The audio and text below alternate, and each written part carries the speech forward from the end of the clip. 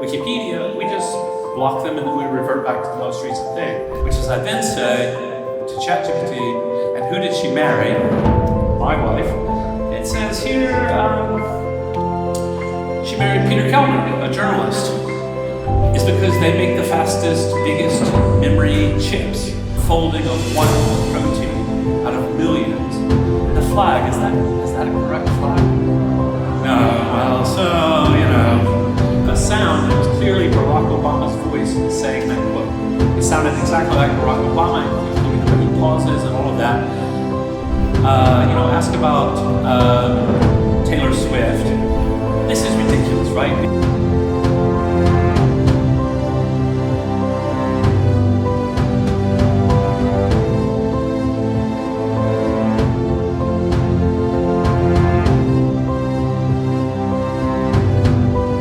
Ladies and gentlemen, under a big applause, we would like to invite to the stage Mr. Jimmy Wallace, who will share his vision of how technology and information can shape the future. Your applause. Marhaba azizlar. Qarsaklarimiz bilan olqishlab turamiz.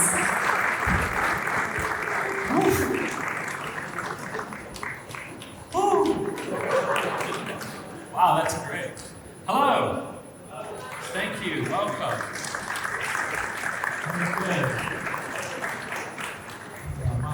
It's good to see. Is there a monitor with my slides, or I have to look behind me? I'm not so sure. This one's covered in smoke. Okay, great. So, thank you very much for having me. This is my first time ever in Tashkent, my first time ever to Uzbekistan. It's been great. I had a nice tour of the campus today and drove around town a little bit. It's amazing and very exciting, all the things that are going on here. And I'm going to be talking tonight about disruption with AI and navigating the future of innovation. I'm going to talk about what the future holds for Wikipedia, but also a few thoughts about the future of technology and the future of society and all of those kinds of things. So one of the interesting and amazing things about Wikipedia, so we're this huge, enormous website, very, very popular all around the world, but we're not a .com, we're not a commercial entity, we are a charity. The Wikimedia Foundation owns and operates Wikipedia, and we're relatively small. We have about 700 staff and contractors. So if you think about how well known Wikipedia is, and if you think about companies like Google, who have tens of thousands of employees, we're actually a fairly small team. And these 700 people are largely involved in software development, programming, sort of improving the website, operations, DevOps, so keeping the website up and running. We have to be incredibly reliable. We have to always be there for you, no matter where you are in the world, and the site needs to be fast and responsive, and that's really important. Of course, we have accounting, finance, legal, etc., all of the usual fundraising, all of the functions of a nonprofit organization. And we have a trust and safety team who, look after sort of. So let's just go back to the beginning. Let's just talk a little bit about what is a wiki, because obviously Wikipedia is very, very famous, but there are other wikis out there, and we need to sort of understand the broad thing. A wiki just means a website that anyone can edit. So this is the simple thing about Wikipedia is anyone can comment, anyone can join, anyone can help us start creating the articles. It's going to be very open. Edits go live immediately, so if you make a change, it's right there for everyone to see right away. Of course, it's right there for the community to see. The community is moderating content as it comes in. They're looking at recent changes, they're looking at the edits. If you're a regular editor, you have a watch list where you keep an eye on the area that you're a specialist in. And the staff don't get involved in making content or moderation decisions. There are a few exceptions. Sometimes if somebody starts to vandalize 100 different languages of Wikipedia, the individual communities have a hard time even noticing or tracking that, and the foundation steps in at that global level. But that's really a very technical question. It's not really about setting policy. And the wiki is not a wide open free speech forum. It's dedicated to a particular purpose, which is to create an encyclopedia. So a lot of the problems that you see at most social media websites, we don't really have those problems because we have very strict behavior rules, no personal attacks being sort of the sum of all of them. That's a really important function for us. So the kinds of trolling, hate speech, libel, attacking, this doesn't belong in Wikipedia. If people want to do that, they should go somewhere else. There's, you can go to X, you can go to Twitter and yell at people all you want, but not at Wikipedia. Wikipedia, we want people to be kind, to be thoughtful, to really think about how to make the world better and how to have a good time trying to build something useful. So the rise of wikis. So Lord Cunningham invented the first wiki in 1994. They remained a small underground phenomenon for years. So in the early wikis, they didn't keep the past history. So if you went in and you made a change, that was permanent until somebody else made another change, and that was permanent. So if somebody came in and did some damage, it was real damage because the old versions weren't there. One of the first things we did at Wikipedia is say, let's keep the whole article history. So if somebody comes to Wikipedia and they start making something terrible, they change an article so that it's lower quality, it's one click for the community to go back to the best version.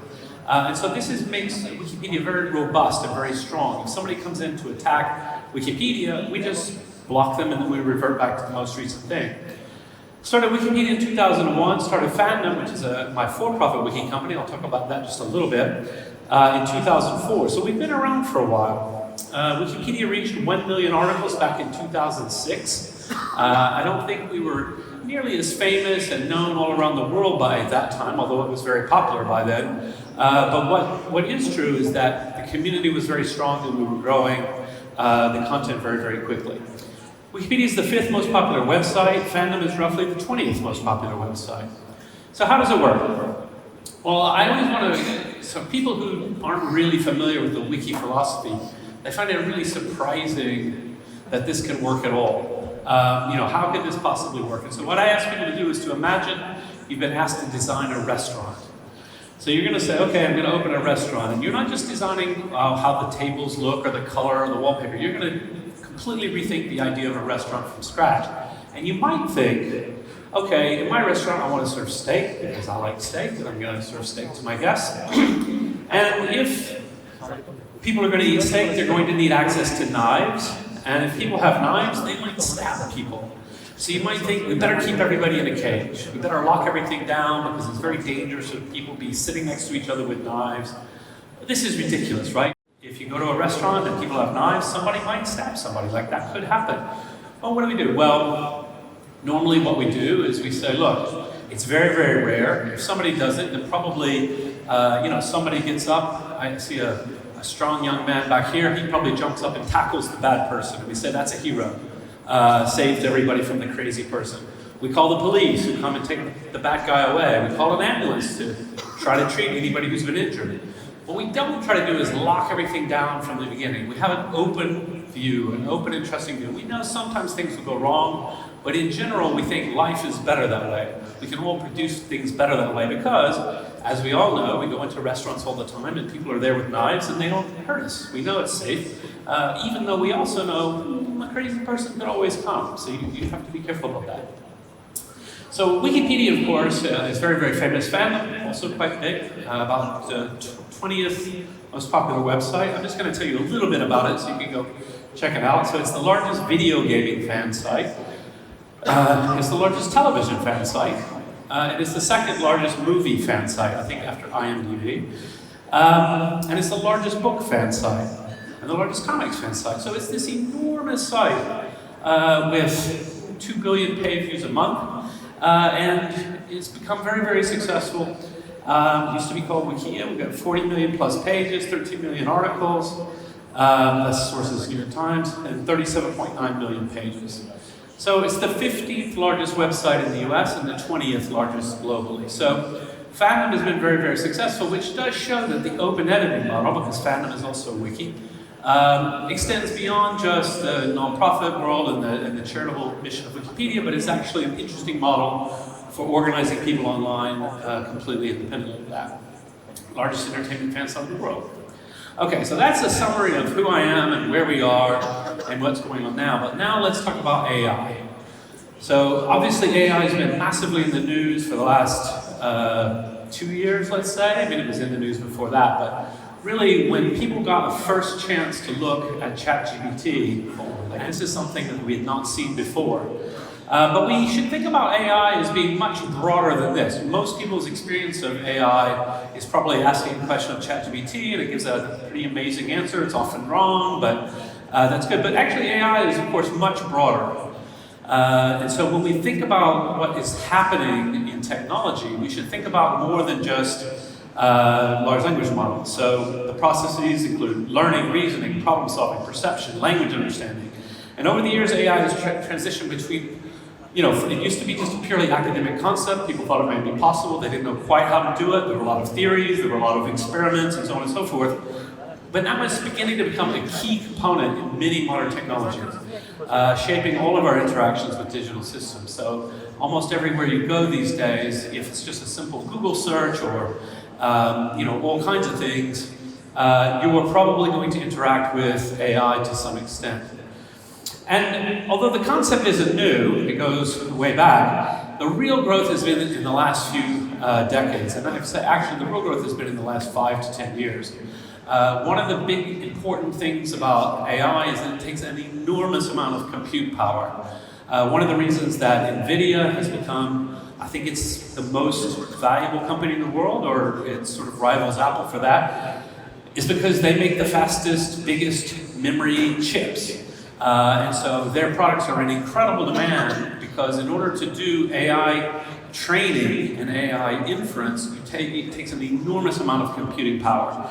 And so all the models are sort of mimicking some of the things in the human mind. They're processing things in really deep, deep ways. But there's something really important to understand.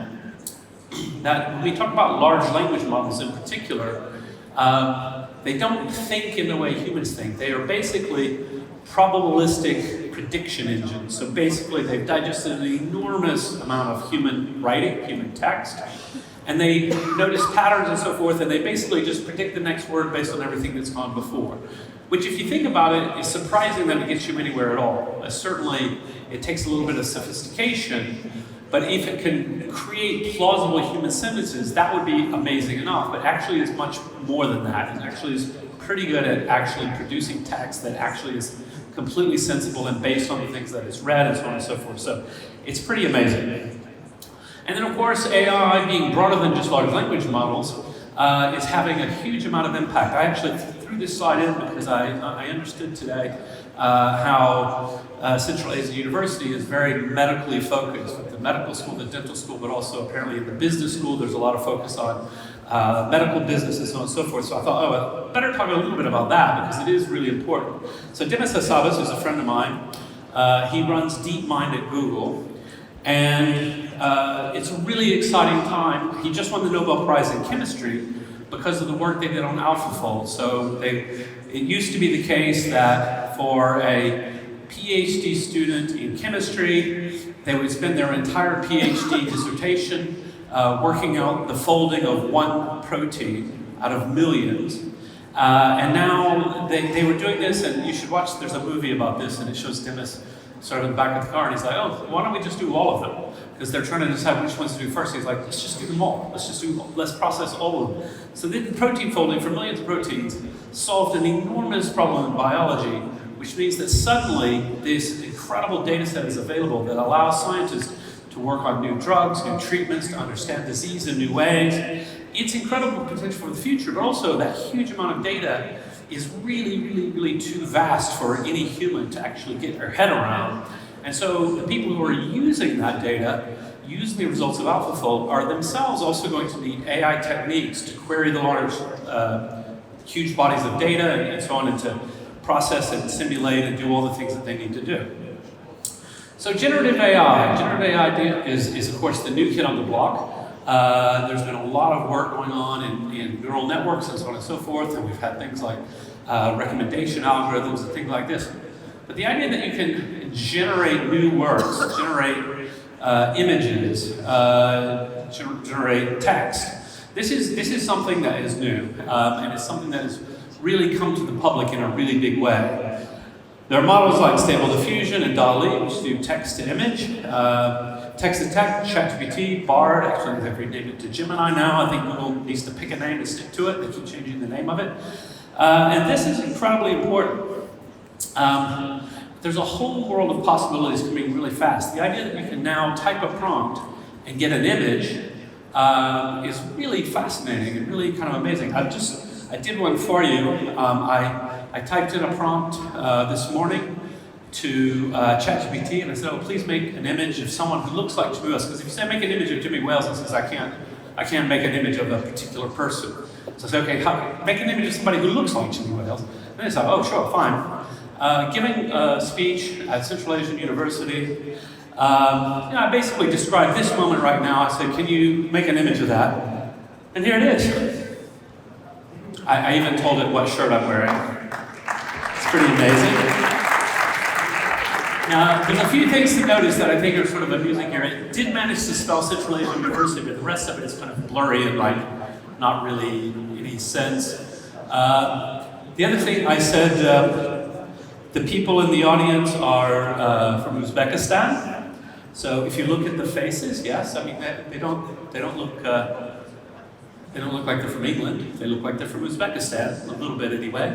But the thing I didn't tell it was about the room. And I'm actually really surprised at how close the big tall windows and all that. And I don't know whether it had seen a picture of this building and did that, or it just randomly got lucky, but it's kind of amazing.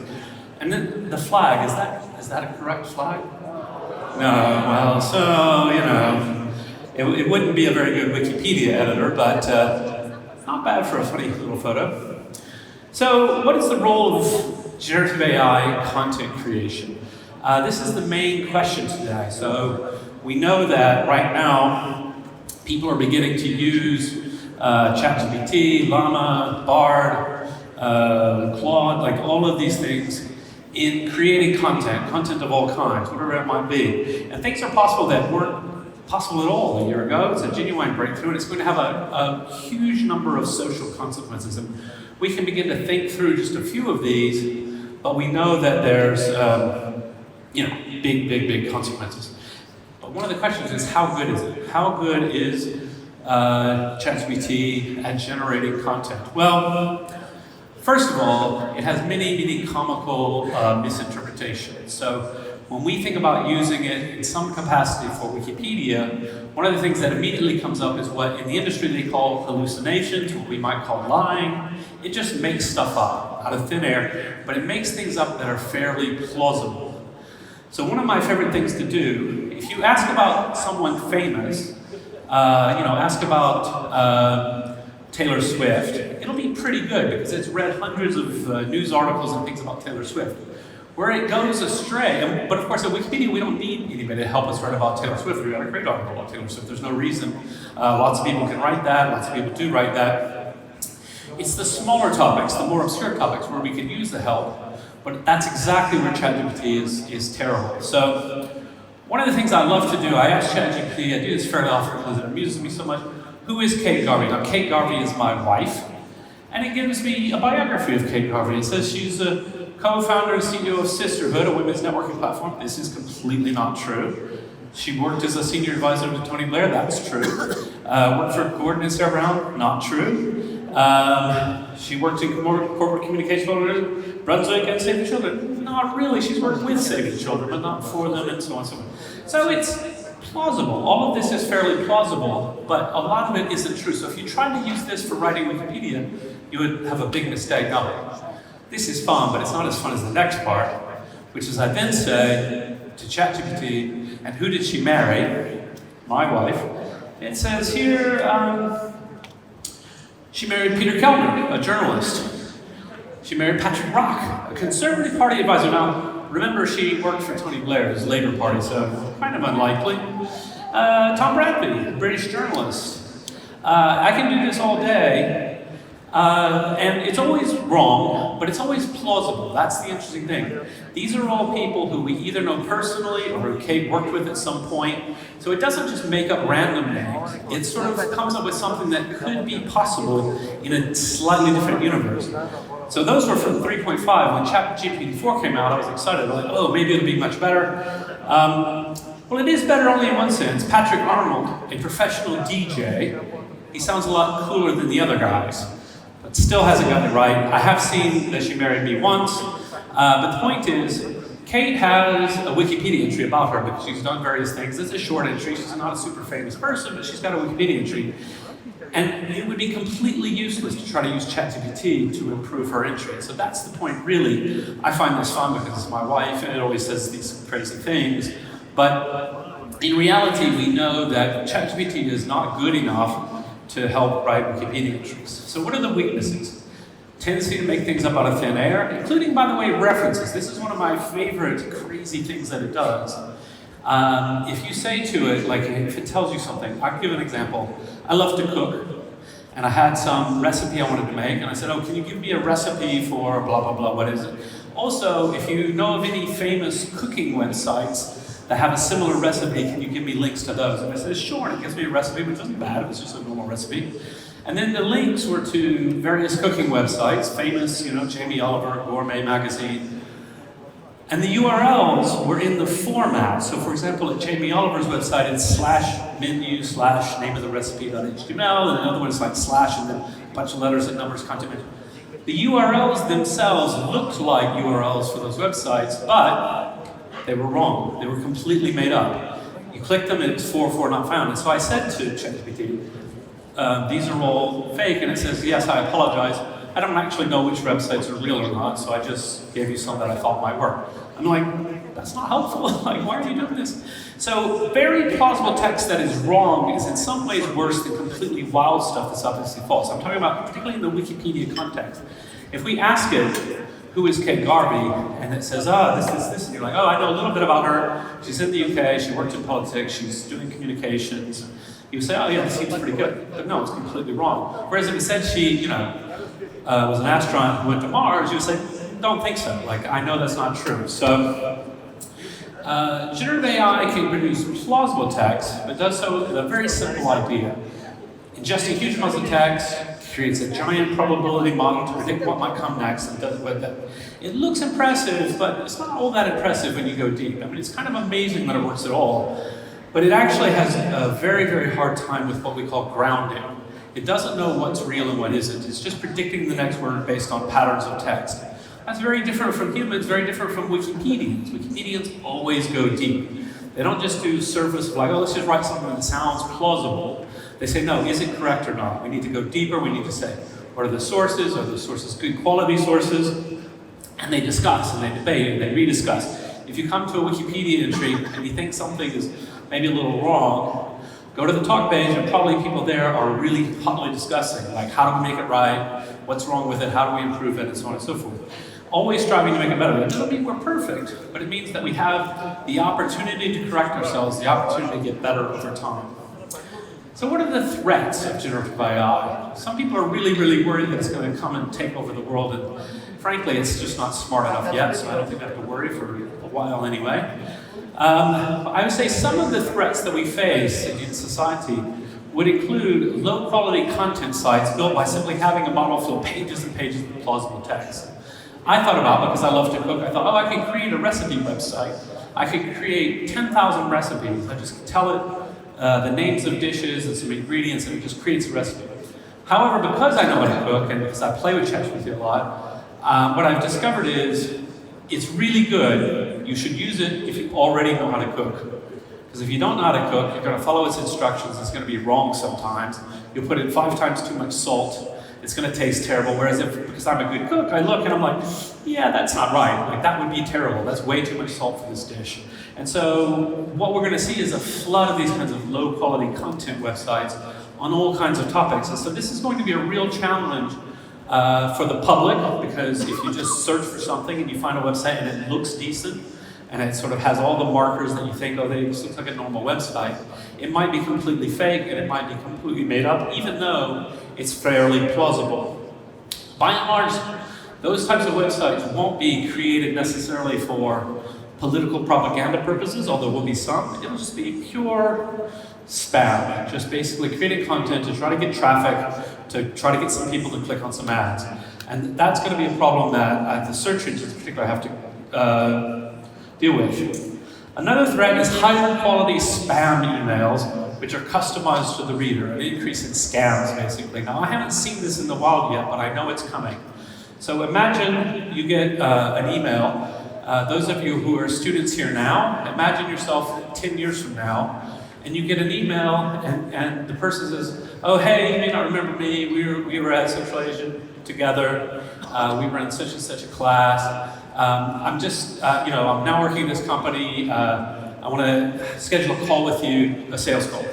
And they made that up. All of that was made up, but you might go, oh, that's interesting, I'll take the call. So suddenly, maybe it's a real company, maybe it's a real sales call, but you've been lied to and you've been tricked because of this. You would have normally just not even seen the email or just ignored it, and suddenly because they've tricked you. Obviously, there's always been scams, particularly with senior citizens, calling them on the phone, telling them nonsense. That becomes a lot easier too, particularly with deep fake voices. So it is possible now, and this is really interesting. I did a call with Sam Altman and he demonstrated this to me. They aren't releasing this product yet. Maybe they won't ever, I don't know. But he said, first he played a clip, or he showed me a text. He said, oh, this is a quote from President Abraham Lincoln from the 1860s. And then he played a sound, and it was clearly Barack Obama's voice saying that quote. It sounded exactly like Barack Obama, including the way he pauses and all of that.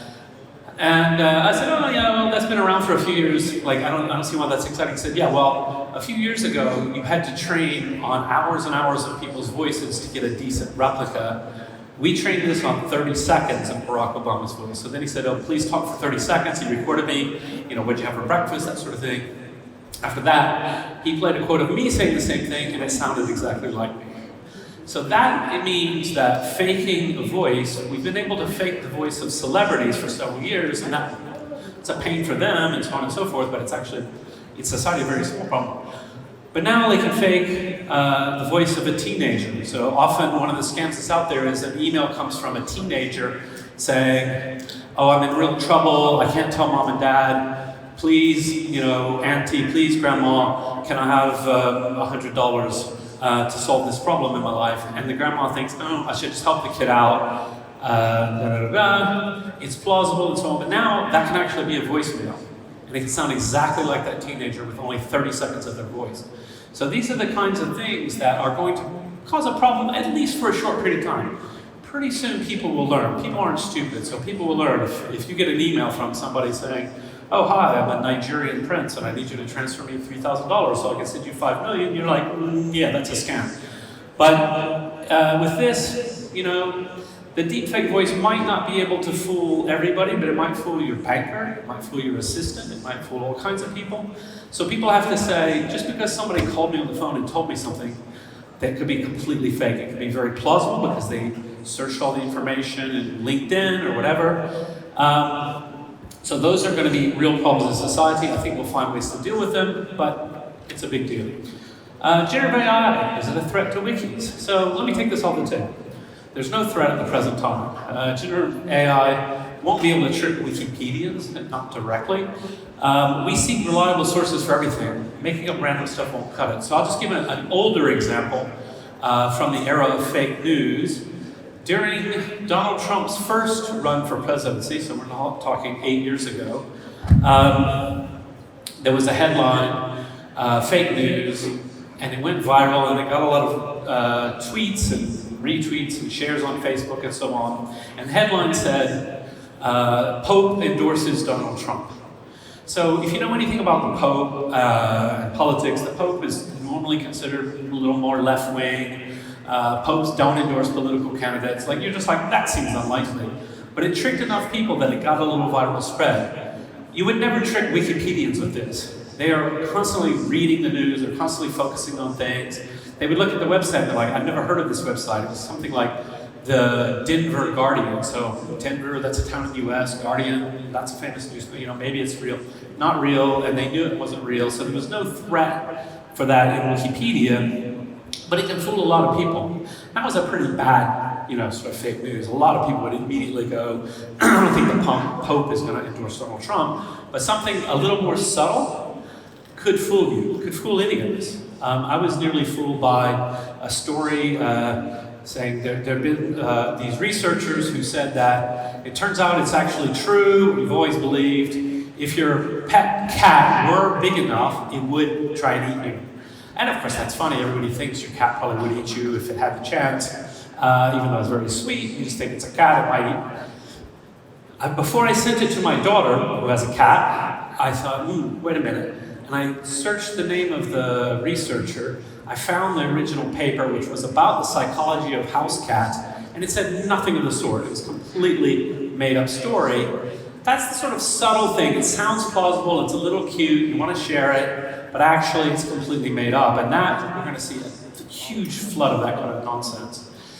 So all the major players are working on grounding, sort of trying to figure out how to get the AI to explain where it got the information, how to stop hallucinations.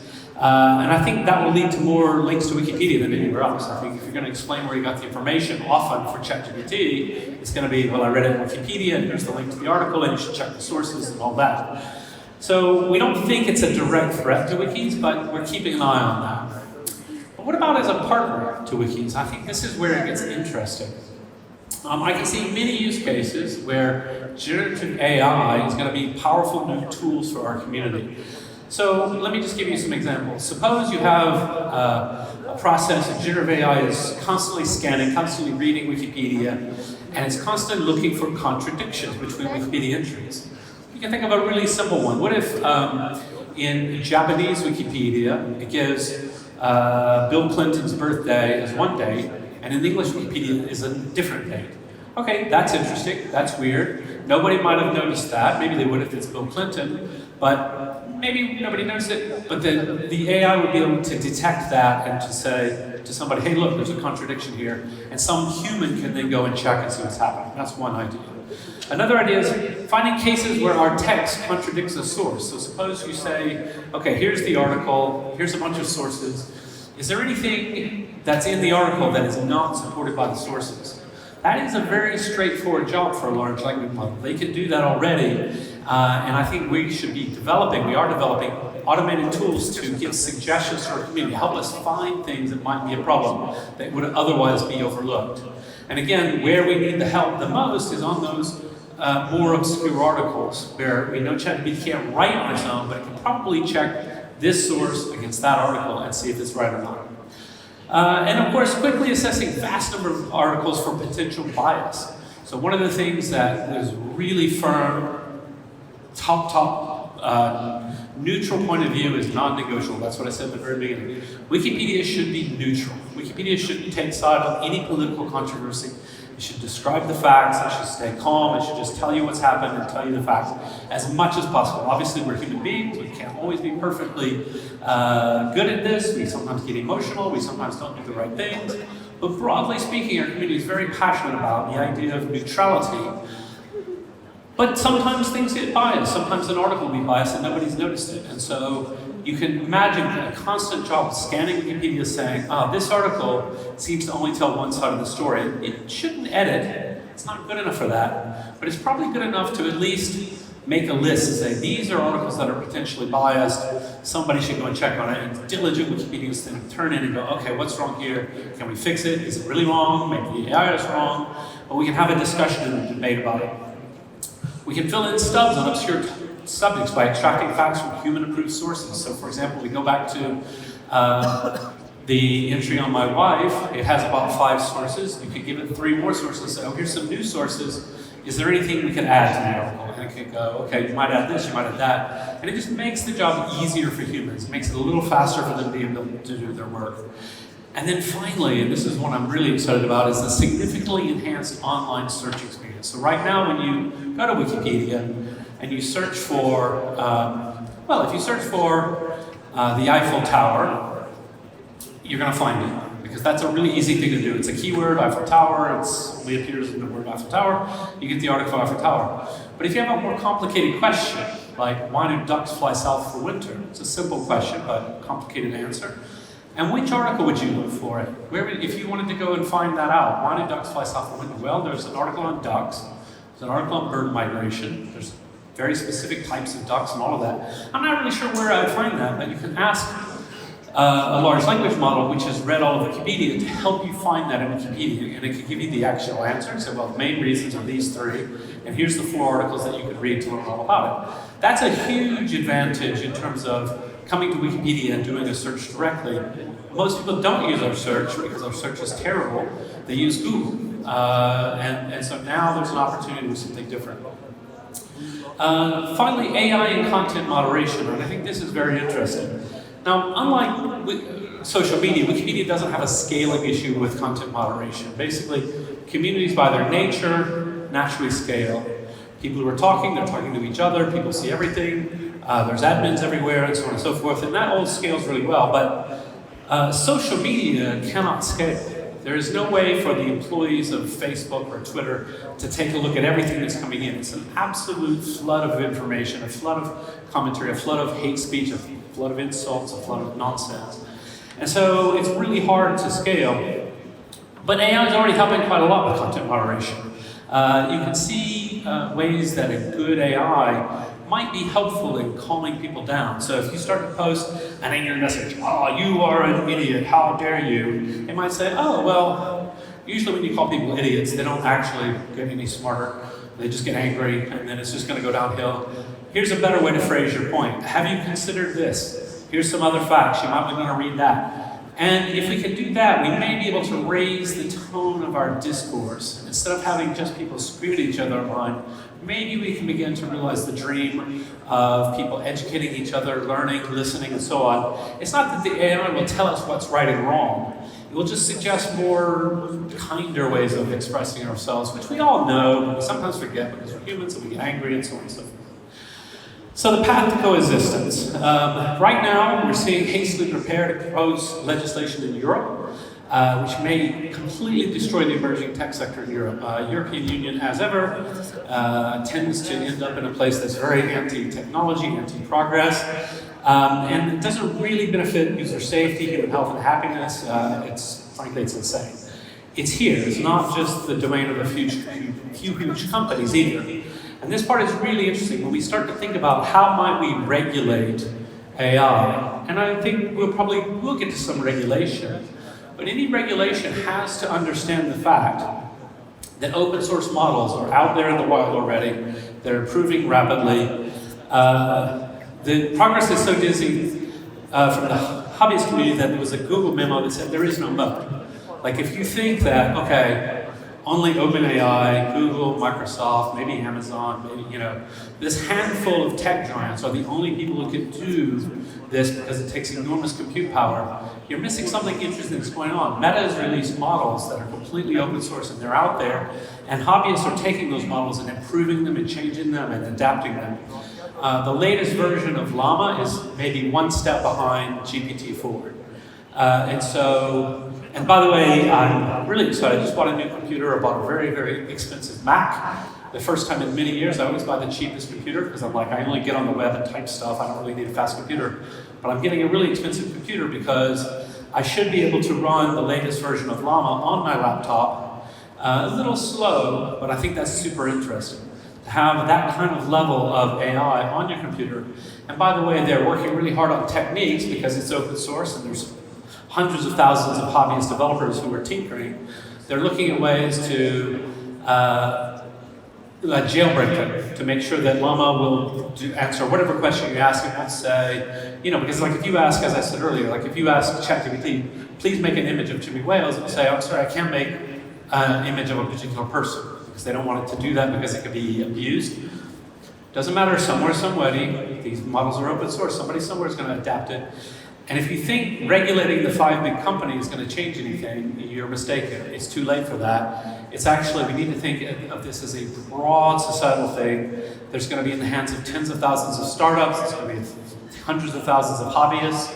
And so we're in a really different world that we can't get the genie back in the bottle. And I think most of the proposals for regulation are missing that point. They're requiring, you have to register and you have to prove that it's safe and da-da-da-da. You can do that to a big company. Like you can force a giant company to, go in some legal framework.